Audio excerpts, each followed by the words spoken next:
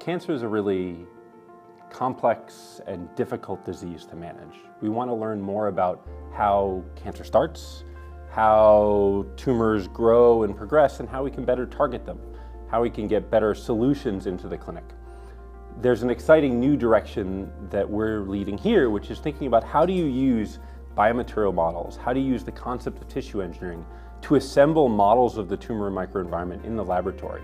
Can we take cells from a patient, grow them up into patient-specific tumors, and study how that tumor grows and how we can treat it more effectively? That's really what my lab is interested in developing here at the University of Illinois. Glioblastoma is a really difficult disease to treat.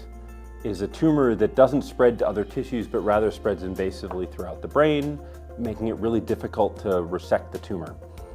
We've been working on a project for the last couple of years, starting to develop models of the tumor margins, that transition zone between where the tumor ends and the brain begins, to understand more about what in that environment drives some cells to invade, drives other cells to become resistant to the therapies that we use, and use that as a model to understand how do we design new drugs and new therapeutic approaches into the future.